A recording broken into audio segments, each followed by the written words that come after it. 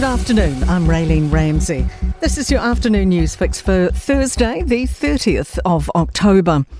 A pivotal foreign relations moment in South Korea as the US and Chinese presidents meet face-to-face on the sidelines of the APEC summit. It's expected Donald Trump and Xi Jinping will discuss the framework for an economic agreement. The bilateral talk follows months of trade war as each slapped escalating tariffs on the other's exports. They've now exchanged a firm handshake, with Trump remarking they know each other well. We're going to have a very successful meeting, I have no doubt. But he's a very tough negotiator. That's not good.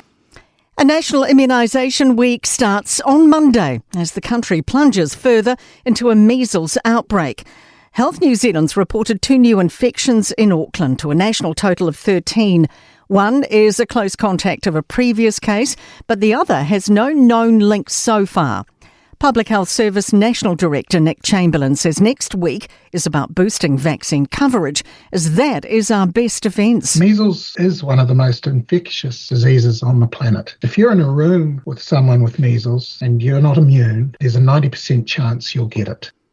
The sale of Fonterra's consumer arm isn't quite yet a done deal. Farmer shareholders have voted overwhelmingly in favour of selling brands like Mainland and Anchor to dairy giant, the French company Lactalis, in a $4.2 billion deal. But Chief Executive Miles Hurrell says they still need to separate offices and IT systems and get final approval from regulators. He says they should have a clearer timeline before Christmas. It's going to come out sometime in early December with a bit of an update as to how that looks, but certainly in that first half of 26 is what I'm aiming for. The Defence Force says it wants to hear the clang of prison gates for a soldier convicted of attempted espionage. Open Justice reports he tried to share restricted military information with someone he thought was a foreign agent. Jordan Dunn has more. The soldier has ongoing name suppression and in a court-martial this year was sentenced to 2 years military detention. At an appeal today, arguing on behalf of the NZDF, the Crown said the sentence should deter similar offending.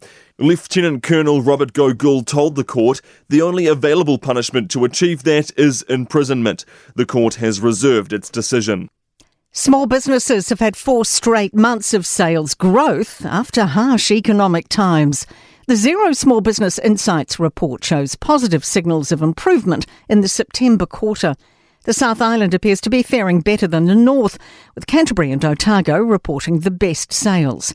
Xero economist Louise Southall says industries like professional services and manufacturing also grew consistently. That hasn't been the case for a sector like construction, for example, which has been very soft in terms of both sales growth and jobs growth. And more than 54,000 homes could be powered by a new $487 million solar project in Waikato.